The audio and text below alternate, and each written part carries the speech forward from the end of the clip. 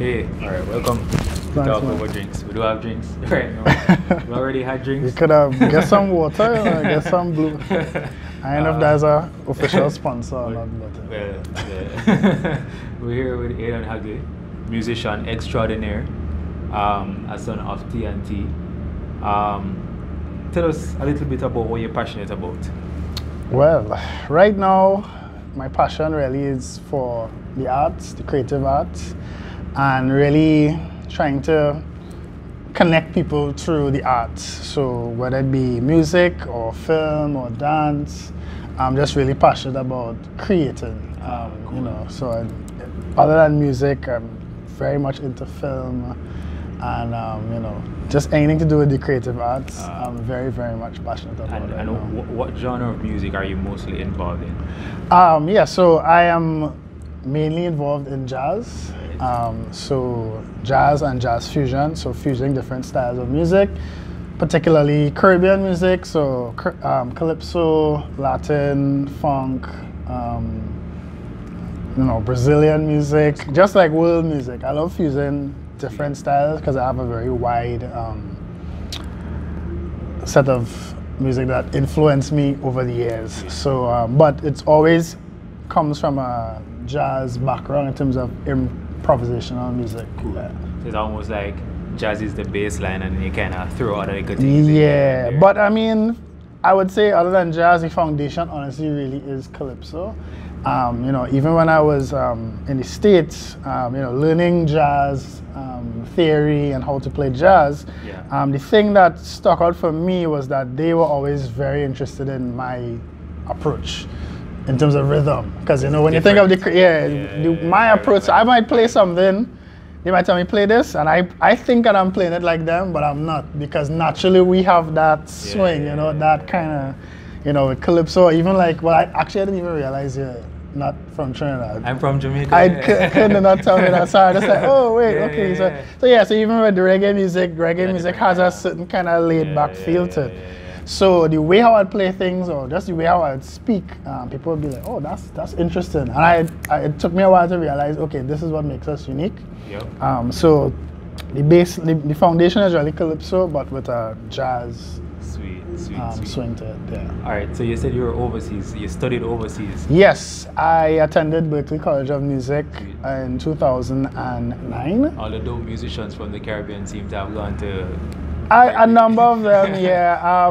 There's a lot of people who, well, Berklee was a big deal. Honestly, Berklee was a dream for me. Yeah. I heard about Berklee through some of my other friends and bandmates who told me about Berklee. I looked it up and I realized, wow, okay, a lot of the top musicians that I know have been to Berklee. So obviously that was like number one on my agenda. So that was my goal. And then actually getting in my last year in Form 6 was like, whoa, okay, this is actually happening.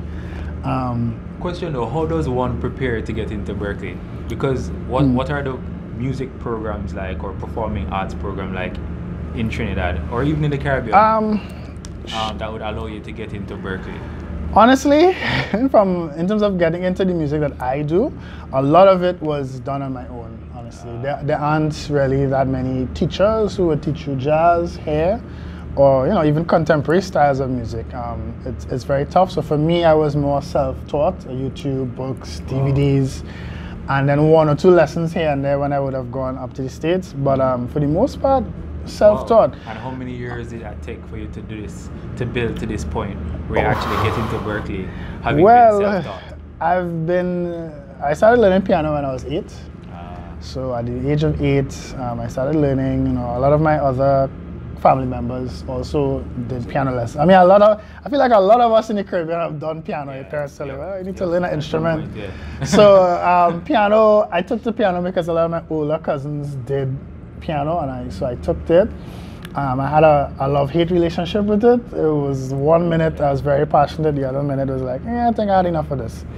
But it was in secondary school that I started to find a passion for it. I started to play in church.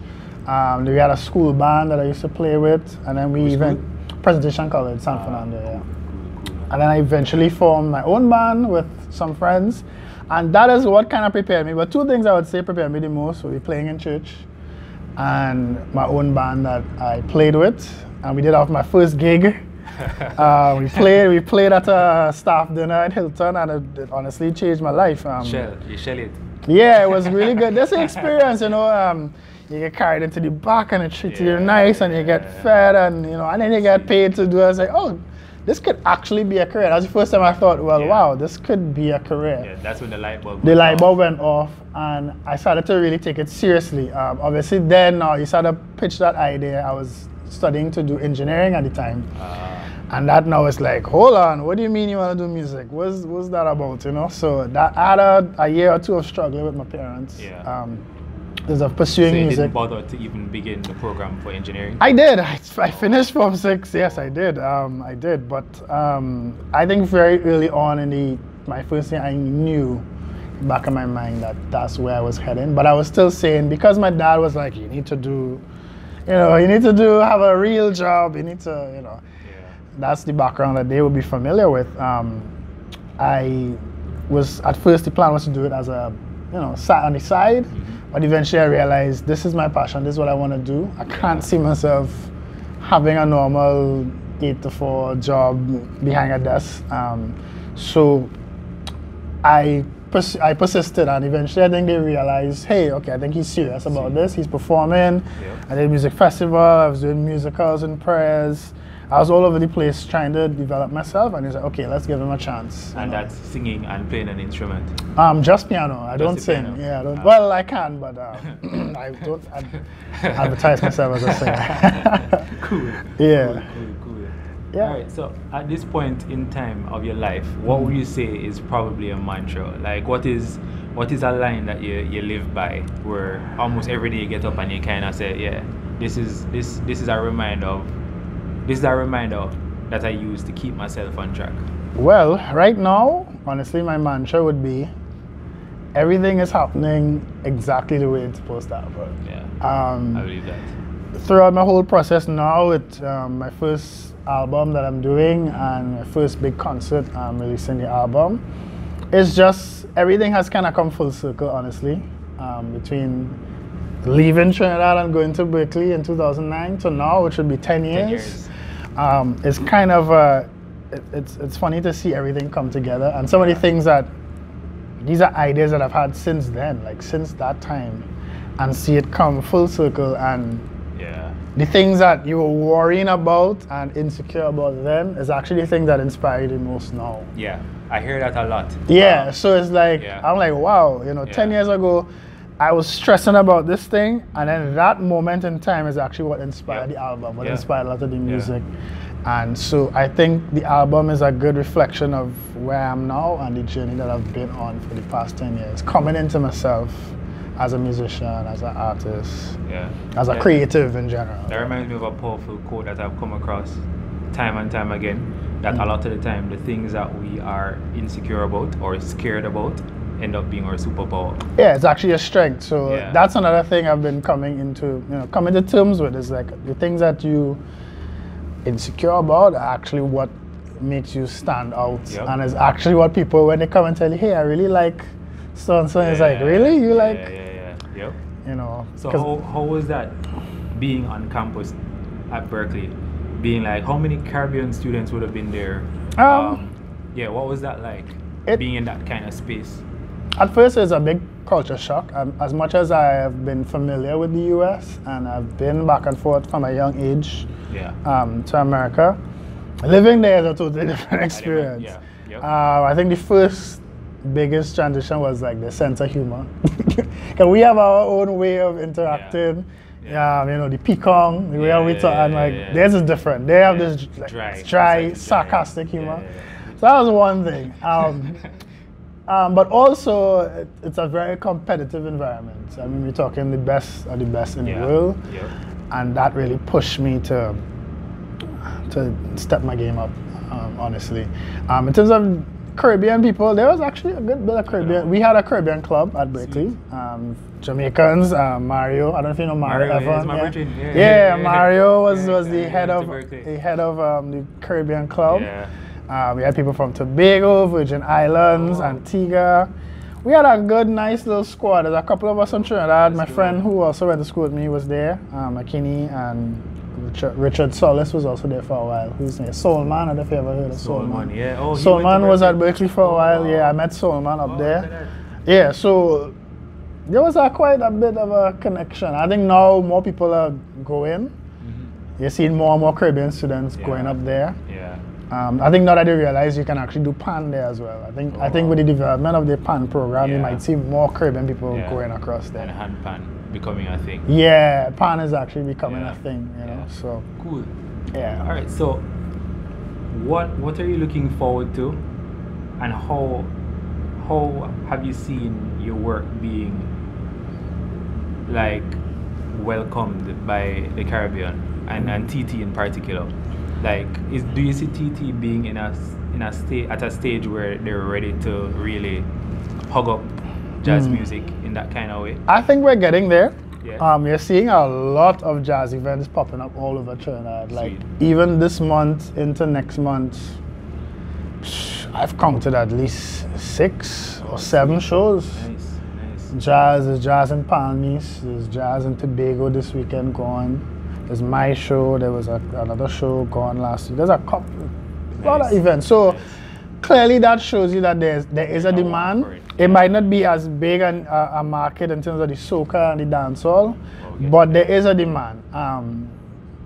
In terms of my music, the struggle or the challenge is trying to find that sweet spot in terms of music that people can connect to. And also the jazz, because a lot of us not familiar with jazz music, a lot of people here, so it kind of goes over the head. So my goal has always been to try and find that middle ground, do what feels natural to me, but also don't lose the audience, which is a challenge. A lot of in jazz has been a problem, is that you try to do music just for the sake of doing music, and then you lose the audience. The average man in the street can't understand what you're doing. So I have.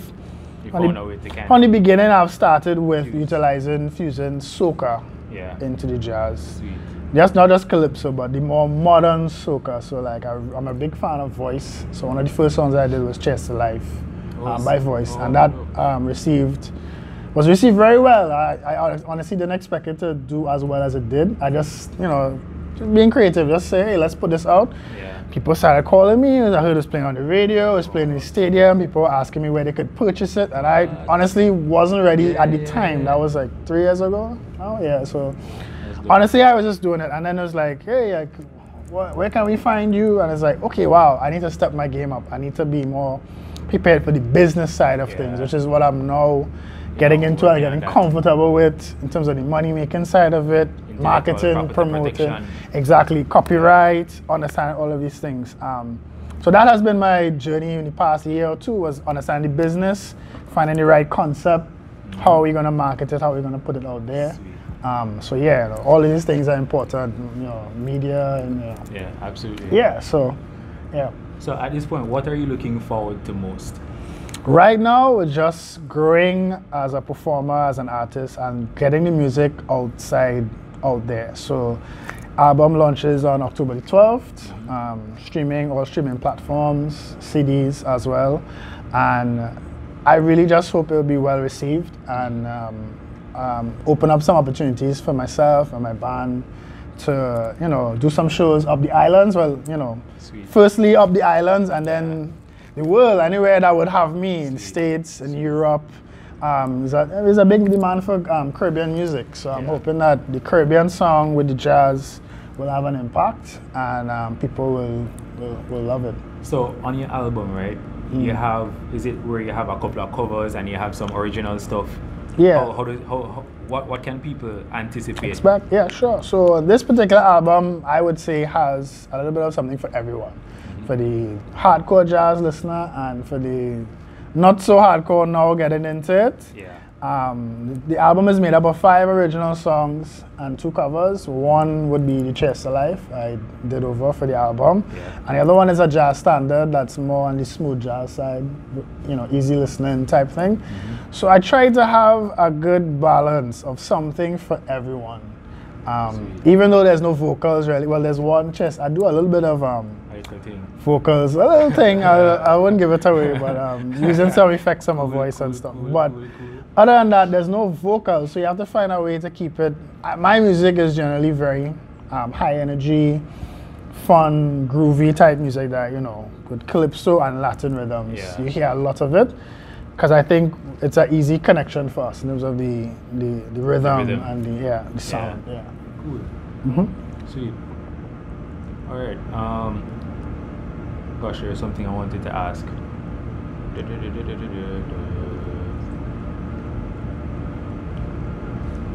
Oh gosh. Yeah. So what's your creative process like? Mm-hmm. You know, do you find yourself like in traffic driving home and then a random rhythm just come to you and you're like, let me kind of put this in my phone in some kind of way? Right. Or do you literally have to sit? Because I understand that creatives, things come to us in a different kind of way. Yeah. All of us. So some people is like when you're in traffic, you hear a random rhythm come to you. Right. Or you hear something and it triggers something, or you literally have to sit and be patient and kind of try see if you can come up with something. Is it like that, or is that a combination of all of them? It depends. The easy answer is it depends. It's never the same. All of them have been different. So the concept for my album and my show is entitled Insomnia. Things that keep you up at night. Mm-hmm. It's based on a song that I wrote right before going to Berkeley, and you know, it was a difficult time for me. You know, a lot of stress getting ready for school, fears and worries about, you know, being ready for school, the competition, the excitement, you know, all of these emotions. But like, I couldn't sleep. Honestly, I couldn't sleep for some weeks. Staying up, and one of the nights, I just had this melody come to me, and I was in my bed, and it's like, okay, I need to try and write down this song. And I went to my piano and I sat down, and it was probably the easiest song that I ever had to write, and it just came to me, it just flowed. And yeah, that became the song Insomnia. And it's funny that, again, as I said, 10 years later, that's the concept for the album. From a difficult time, so it's just funny how things go full circle. But that one came fully composed, like a melody. I had all the chords, everything in my head. Sometimes it could be a melody, sometimes it would be a bass line, sometimes it could be a groove. Yeah. It could be something, as I say, anything could trigger it. Sometimes you're just walking on the street and like, oh, something comes to your head, like, oh, I need to record. I need to, or sing into your phone instead of sing a voice note. Send it to yourself. Or sometimes you just sit down and you write something based on a concept or an idea that you have. So it varies. As anybody who is a creative will tell you, there's no formula really. There's no one way. It varies. Cool. Yeah. How do you maintain drive? Because as we know, as you said earlier, you know, we live in a space where people aren't they're not gravitating toward genres of like jazz. Yeah, outside of the mainstream. And classical and stuff like that, outside of mainstream. Apart from like how they deal with how they interact with soca and dance. How do you keep yourself motivated to keep creating? Because you'd find that a lot of artists start off doing stuff that seem a little independent, like a a whole indie rock kind of vibe or alternative soca fusion, and then after a while you see them moving toward the mainstream thing because a man have to eat. How do you keep yourself motivated to keep doing what you really love and what you think is your signature? Well, right now, what motivates me, a lot of the other artists and groups right here in Trinidad that are trying to make it out here. I mean, we have groups like Ejo, my good friend Janine Ruiz, who does a lot of good stuff. Yeah, she's really good. A great arranger. You have a lot of other bands, Emile Fortune, Kashi Wilson and Tobago. A lot of these guys are doing great stuff right here locally, really talented. So I kind of draw inspiration from everybody who I see doing something that I think is that has value. As much as people, not everyone might be hip to it, but it's like, okay, you're onto something, you're doing this. Sweet. And I think the goal for me, honestly, sometimes is not to focus too much on Trinidad, honestly. I think, I try to think internationally. How do I get this out of Trinidad? Because sometimes we think we kind of narrow because everything is geared towards soca, calypso, jazz. So it's hard sometimes to keep that focus and motivation. But you have to draw inspiration from the other artists who you see doing it. You know, it's from jazz right now. Definitely like Etienne Charles from Trinidad, who's doing it out there. So I try to look at him and like, okay, what are some of the things he does that sets him apart from everybody else? You know, to me that's the standard. It shouldn't just be here, what's happening here. It should be what's happening out there. You know, so I use that as my goal. Top bands, try to emulate them. That's dope. Yeah. For those watching, is there anything that you'd want to share that I probably wouldn't have asked, that I probably didn't ask? Right. Well, in terms of the creatives, people who want to get into performing or just, as I said, just the creative arts, my biggest advice is just do it. There will always be reasons not to do something. People will always try to show you the negatives and they wouldn't show you the positives. So you'll find a million reasons not to do it. Oh, well, you know, I ain't making enough money, people in there following that here. You have to do what makes you happy and just stick to it, put in the work. And I think once your heart is in the right place, you can create something beautiful and people will catch on. Even it might happen immediately, it might happen now, but do your art, do what is you. And it will all be worth it in the end. Nice. And where can people find your album? Well, the album comes out October the 12th. I have CDs that you can contact me for on my page, Adan Hagley Music, on Facebook, Instagram, YouTube. And it will also be available online, iTunes, CD Baby, Spotify, all streaming platforms. It's called Insomnia by Adan Hagley. And my concert, Insomnia, is also on October the 12th at the Little Carib Theatre, 7 p.m. So on my page, you can contact me for ticket information. Yep. So there we have it. A good little chat with Mr. Adan Hagley, jazz musician extraordinaire from TT. Thanks, man. Yeah, man. Appreciate it, man.